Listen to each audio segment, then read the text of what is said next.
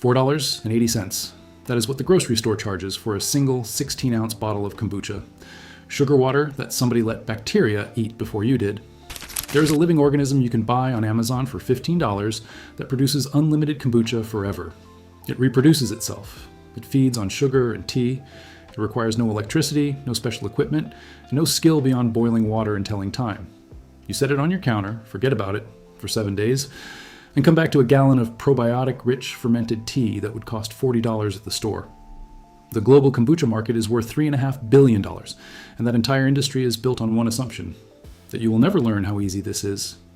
Stick with me, because I'm going to show you everything. What to buy, how to brew it, the 2,200-year history of a drink that was called the remedy for immortality before corporations figured out how to charge you. $5 a bottle for it, and at the end, 3 flavor combinations that do not exist in any store and that will genuinely change how you think about this drink. Let me show you the real math first. A single 16-ounce bottle of GT's, the biggest kombucha brand in North America, retails for $4 to $6 depending on your city. Here is what is in that bottle. Water, sugar, tea, and bacteria. That is it. The ingredients for a full gallon of homemade kombucha, 8 times the volume of that store bottle, cost approximately this. Tea bags, 15 cents. 4 to 6 black tea bags from any grocery store brand. Sugar, 12 cents. 1 cup of plain white sugar. Not organic, not special. Regular sugar. The bacteria eat it, not you. Water, essentially free. Total ingredient cost per gallon, roughly 25 to 30 cents. That is about 3 to 4 cents per 16-ounce serving. The store bottle costs $4.80. Your version costs 4 cents. That is a 120 to 1 cost ratio. The only startup cost is the living culture that drives the fermentation, called a SCOBY. And here is the thing about a SCOBY that the beverage industry absolutely does not want you to know. It reproduces itself with every single batch. You buy it once, it lasts forever. Within 2 months, you will have more of them than you know what to do with. The organism that makes your drink is self-replicating. That is the industry's worst nightmare. Here is the exact process. Equipment. One-time purchases. 1 wide-mouth glass jar, 1 gallon size. Mason jar, glass cookie jar. Any food-grade glass container. Do not use plastic. Do not use metal. Both react with the acids produced during fermentation. $8 to $12 anywhere. 1 piece of breathable cloth, cheesecloth, a clean tea towel, a coffee filter, secured with a rubber band over the top of the jar. This keeps fruit flies out while allowing airflow. The culture needs to breathe. A sealed lid will kill the process. The brew itself. Boil 4 cups of water. Add 4 to 6 bags of plain black tea, or green tea if you prefer a lighter flavor. Steep for 10 to 15 minutes. You want it strong. Remove the bags. Add 1 cup of plain white sugar. Stir until dissolved. Then add 8 to 10 more cups of room temperature water to bring the total up to roughly 1 gallon and bring the temperature down. Here is the single most important instruction in this entire video. Never pour a SCOBY into hot liquid.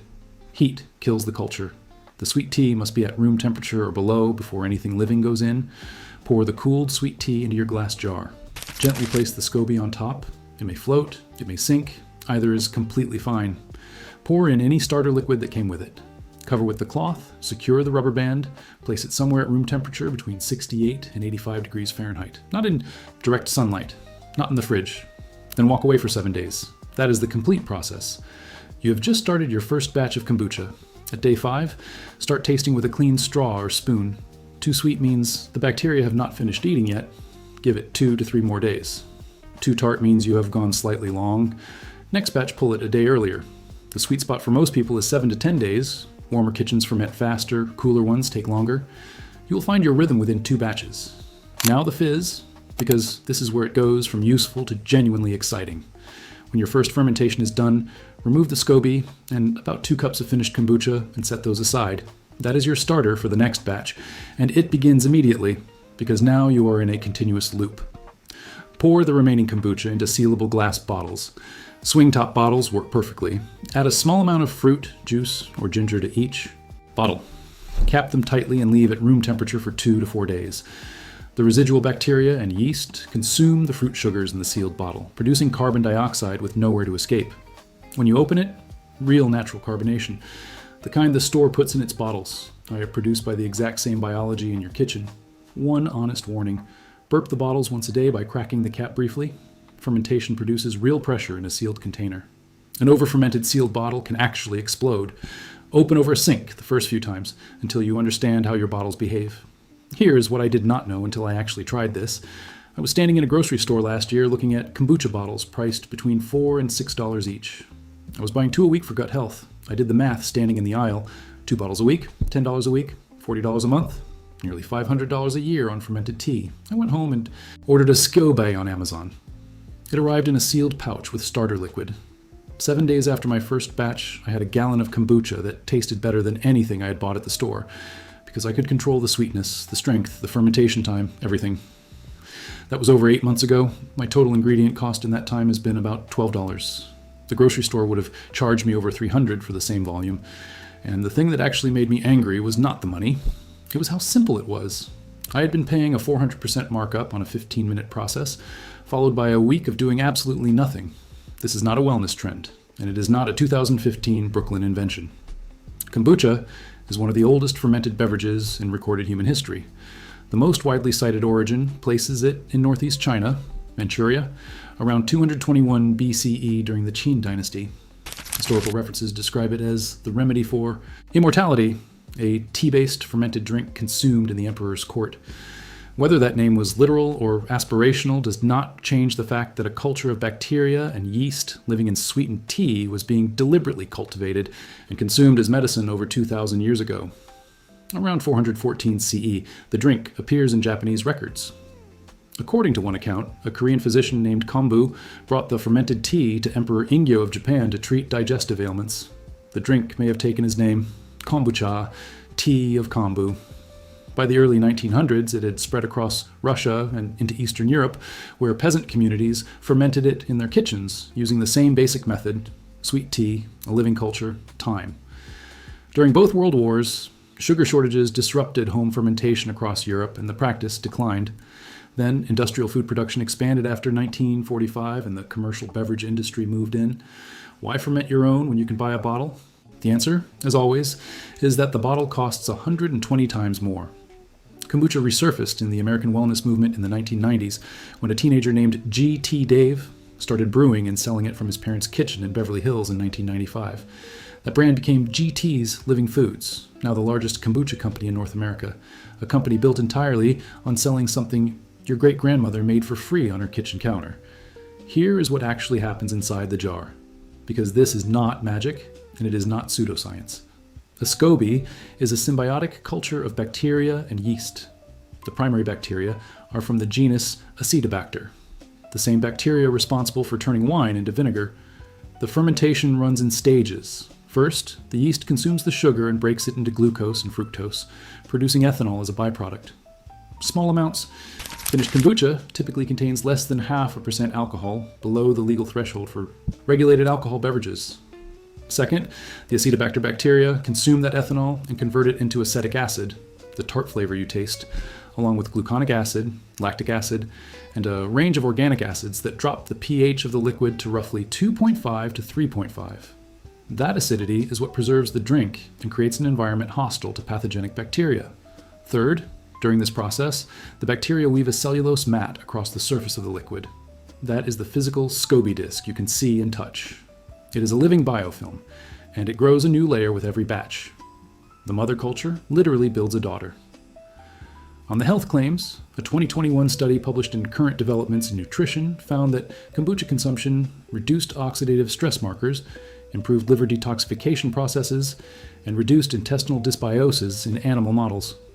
A systematic review published in the journal Fermentation found evidence supporting benefits for gastrointestinal symptoms specifically. However, and this matters, the Mayo Clinic explicitly states that large-scale human clinical trials on kombucha are limited. What the evidence does clearly support is that kombucha is a source of living probiotic bacteria, organic acids, and antioxidants, and that consuming fermented foods in general is consistently associated with improved gut microbiome diversity across multiple human studies.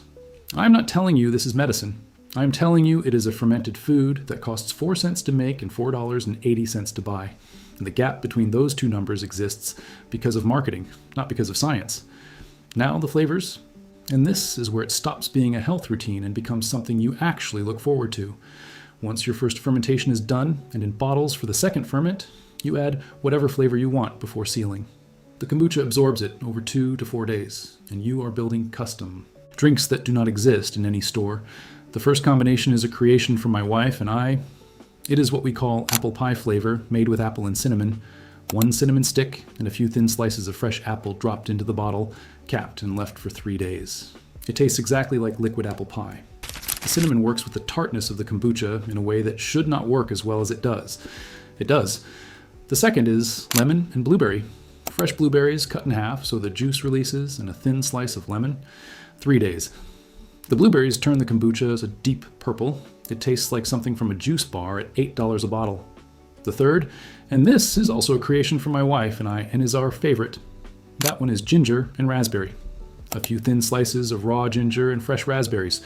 Frozen raspberries work just as well and actually break down faster, releasing more juice. The ginger gives it heat, the raspberry gives it sweetness. The kombucha gives it the probiotic tang underneath. This is the one that converts people who were skeptical. You are not making a health drink. You are making your drink. The store sells one flavor at one price. Your counter gives you every combination at 4 cents a serving. One last thing. Every batch produces a new SCOBY, and within 3 months, you will have a stack of them. Here is what most people do not know you can do with the extras. Give them away. Each SCOBY with a cup of your starter liquid in a jar or Ziploc bag, handed to a friend with these instructions, creates another household that will never buy store kombucha again. This is the only product in your kitchen that markets itself by reproducing. Build a SCOBY hotel, a large glass jar filled with sweet tea stacked with extras, kept somewhere cool and dark. They stay alive for months and act as insurance if your main culture ever gets contaminated. And if you have a garden, cut extras into pieces and bury them directly in soil. They are rich in cellulose and beneficial bacteria and break down into exactly the kind of microbial food your soil wants. $15. One purchase, no subscription, no expiry date. No price increase decided in a shareholder meeting, and the infinite fun of dropping fruits and herbs in there to make and create infinite flavors. It just sits on your counter, eats sugar, and every week produces something that would cost $40 at the store. The beverage industry really does hope you never try this. That's it for me today. Hope you learned a lot, and I'll see you in the next video.